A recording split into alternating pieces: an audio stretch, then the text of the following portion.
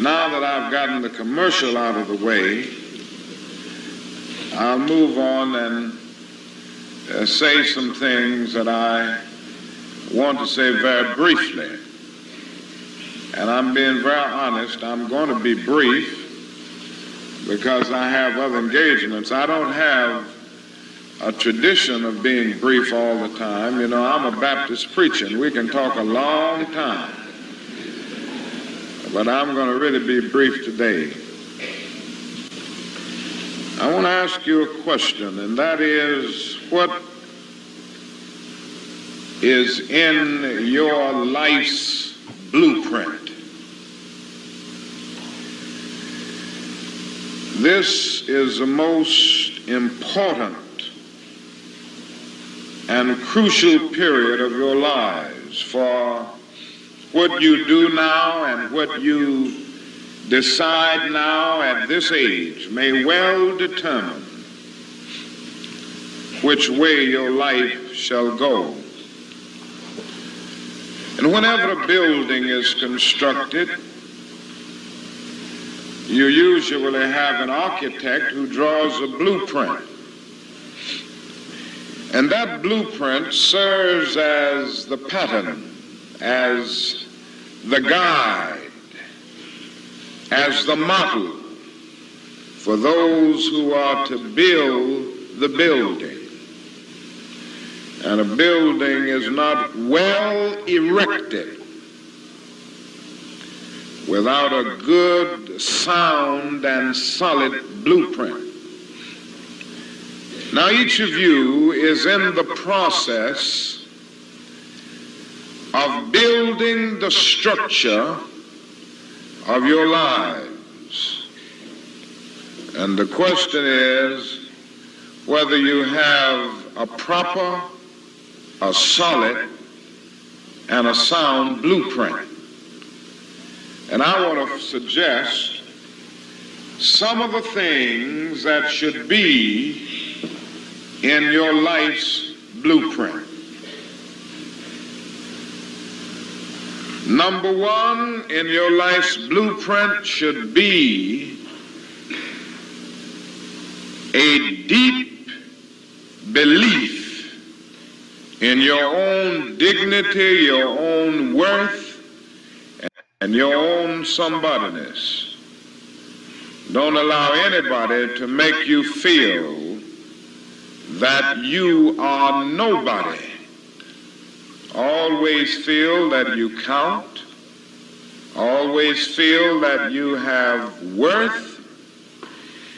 And always feel that your life has ultimate significance. Now that means that you should not be ashamed of your color. You know, it's very unfortunate that in so many instances, our society has placed a stigma on the Negro's color. And you know, there are some Negroes who are ashamed of themselves. But don't be ashamed of your color. Don't be ashamed of your biological features. Somehow you must be able to say in your own lives and really believe it, I am black but beautiful. And believe it in your heart.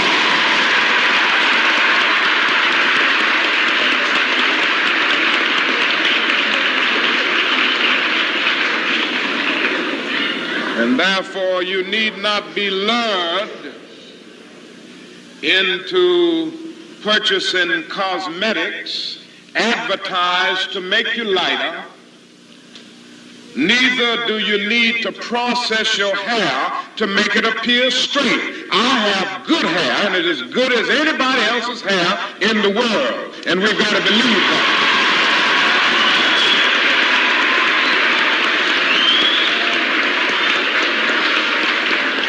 Now, in your life's blueprint, be sure that you have that a principle of somebodyness. Secondly, in your life's blueprint, you must have, as a basic principle, the determination to achieve excellence in your various fields of endeavor. You're going to be deciding as the days and the years unfold what you will do in life, what your life's work will be. And once you discover what it will be, set out to do it and to do it well. And I say to you, my young friends, that doors are opening to each of you. Doors of opportunity are opening to each of you that were not open to your mothers and to your fathers. And the great challenge facing you is to be ready to enter these doors as they open. Ralph Waldo Emerson, the great essayist, said in a lecture back in 1871 that if a man can write a better book or preach a better sermon or make a better mousetrap than his neighbor, even if he builds his house in the woods, the world will make a beaten path to his door. That hadn't always been true, but it will become increasingly true. And so I would urge you to study hard, to burn the midnight oil.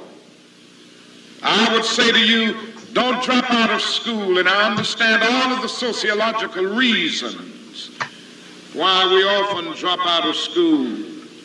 But I urge you, in spite of your economic plight, in spite of the situation that you are forced to live so often with intolerable conditions, stay in school.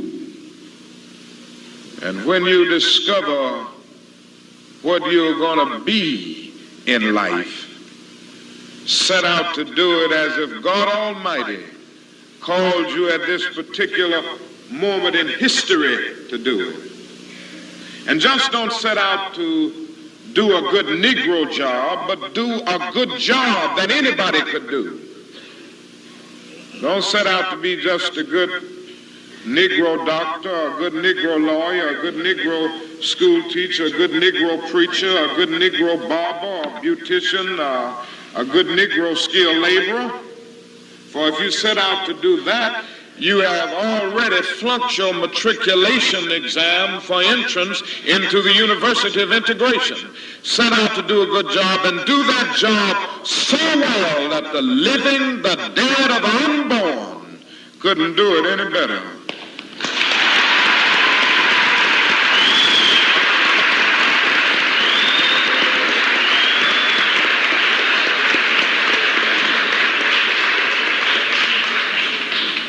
Falls your lot to be a street sweeper. Sweep streets like Michelangelo painted pictures. Sweep streets like Beethoven composed music. Sweep streets like Leontine Price sings before the Metropolitan Opera. And sweep streets like Shakespeare wrote poetry. Sweep streets so well that all the host of heaven and earth will have to pause and say, here lived a great street sweeper who swept his job well.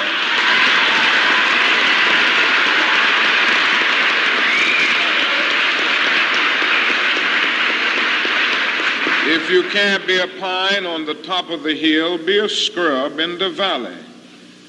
But be the best little scrub on the side of the rill. Be a bush if you can't be a tree. If you can't be a highway, just be a trail. If you can't be the sun, be a star. For it isn't by size that you win or you fail. Be the best of whatever you are.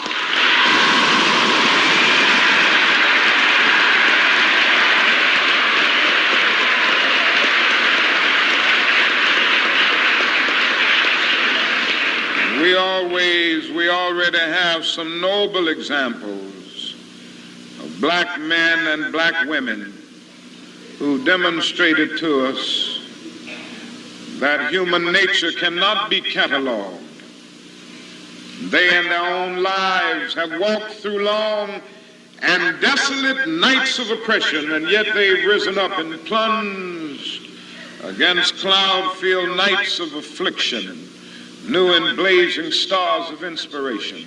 And so from an old slave cabin of Virginia's hills, Booker T. Washington rose up to be one of America's great leaders. He lit a torch in Alabama, and darkness fled in that setting. Yes, you should know this because it's in your own city. From a poverty-stricken area of Philadelphia, Pennsylvania, Marion Anderson rose up to be the world's greatest contralto, so that a Toscanini could say that a voice like this comes only once in a century. And Sibelius of Finland could say, my roof is too low for such a voice, from the red hills of Gordon County, Georgia. And the arms of a mother who could neither read nor write, Roland Hayes rose up to be one of the world's great singers and carried his melodious voice into the palaces and mansions of kings and queens. From crippling circumstances, there came a George Washington Carver to carve for himself an imperishable niche in the annals of science. There was a star in the diplomatic sky, and then came Ralph Bunce, the grandson of a slave preacher, and he reached up and grabbed it and allowed it to shine in his life with all of its scintillating beauty. There was a star in the athletic sky. And then came Jackie Robinson in his day and Willie Mays in his day with their powerful bats and their calm spirits. Then came Jesse Owens with his fleet and dashing feet. Then came Joe Louis and Muhammad Ali with their educated fists. All of them came to tell us that we can be somebody, and to justify the conviction of the poet, fleecy locks and black complexion cannot forfeit nature's claim. Skin may differ, but affection dwells in black and white the same. And if I were so tall as to reach the pole, or to grasp the ocean at a span, I must be measured by my soul. The mind is the standard of the man. And finally,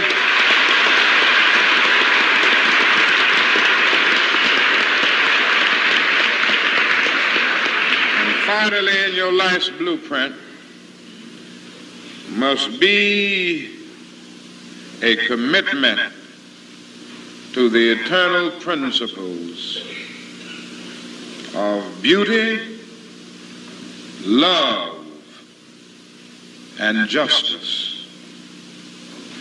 Don't allow anybody to pull you so low as to make you hate them.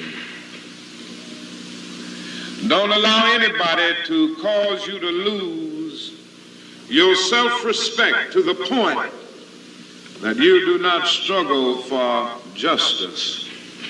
However young you are, you have a responsibility to seek to make your nation a better nation in which to live. You have a responsibility to seek to make life better for everybody. And so you must be involved in the struggle for freedom and justice. Now, in this struggle for freedom and justice, there are many constructive things that we all can do and that we all must do. And we must not give ourselves to those things which will not solve our problems. You've heard the word nonviolent and you've heard the word violent. I happen to believe in nonviolence. We struggle with this method with young people and adults alike all over the South, and we have won some significant victories, and we've got to struggle with it all over the North because the problems are as serious in the North as they are in the South. But I believe as we struggle with these problems, we've got to struggle with them with a method that can be militant, but at the same time does not destroy life or property. And so our slogan must not be burn, baby, burn. It must be build, baby, build. Organize, baby, organize.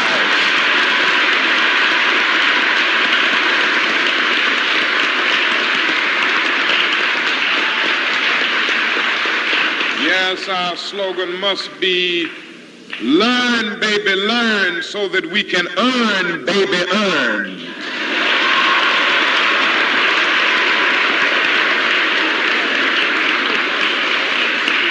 And with a powerful commitment, I believe that we can transform dark yesterdays of injustice into bright tomorrows of justice and humanity. Let us keep going toward the goal of selfhood, toward the realization of the dream of brotherhood, and toward the realization of the dream of understanding goodwill. Let nobody stop us. I close by quoting once more the man that the young lady quoted, that magnificent black bard who has now passed on, Langston Hughes. One day he wrote a poem entitled Mother to Son. The mother didn't always have her grammar right, but she uttered words of great symbolic profundity. Well, son, I'll tell you, life for me ain't been no crystal stad. It's had tacks in it, boards torn up, places with no carpet on the floor, bare. But all the time, I've been a-climbing on and reaching landings and turning corners and sometimes going in the dark where there ain't been no light. So, boy, don't you stop now. Don't you sit down on the steps, 'cause you find it's kind of hard. But I still going, boy. I still climbing. And life for me ain't been no crystal stair. Well, life for none of us has been a crystal stair, but we must keep moving. We must keep going. If you can't fly, run. If you can't run, walk. If you can't walk, crawl, but by all means, keep moving.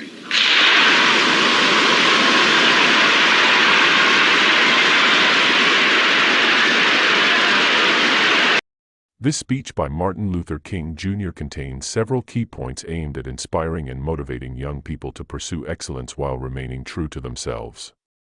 Here is a detailed summary of all the main points he listed. 1. Having a life plan, blueprint. King compared the necessity of having a detailed life plan to the importance for an architect to have a plan before building a structure. He emphasized that without a solid plan, the foundations of a person's life could be fragile. 2. Beliefs in the life plan. Belief in your own dignity and worth. King stressed the importance of believing in one's own personal value and always acting with dignity and honor. Determination to excellence. He encouraged young people to commit to a quest for excellence in all aspects of their lives, stating that this approach would help them not to be victims of circumstances. 3. Commitment to social justice. King discussed the need to remain engaged in the fight for equality and social justice. He urged young people never to accept discrimination and to actively fight against injustice. 4. Importance of service. He highlighted that life is incomplete without serving others. King encouraged young people to find ways to serve their community and make a positive contribution to society. 5. Call to nonviolent action. In line with his principles of nonviolence, King reminded young people to choose peaceful means to combat injustice and to seek constructive solutions to social problems. 6. Importance of education. King emphasized the importance of education as a powerful tool for personal and social improvement. He advised young people to seize all educational opportunities and to fully engage in their learning. This speech, although delivered in 1967, remains a powerful message for all, particularly young people, highlighting the importance of personal integrity, the pursuit of excellence, and civic engagement. Life is a struggle, a notion also addressed in Martin Luther King Jr.'s speech. To face life's great challenges, it is essential to be psychologically strong, as major difficulties also carry growth values that must be nurtured. To succeed, one must demonstrate resilience and master the necessary mechanisms of life and interaction with others to avoid setting oneself obstacles and reducing chances of success. That said, continuous personal development is necessary to be ready to seize these potentials and opportunities when they present themselves. This is the main reason we encourage you to subscribe to our channel, Self a Leader and Chemin, to accelerate your growth and personal development. Click the thumbs up to encourage our video, thereby helping our community grow and also aiding many other people to develop.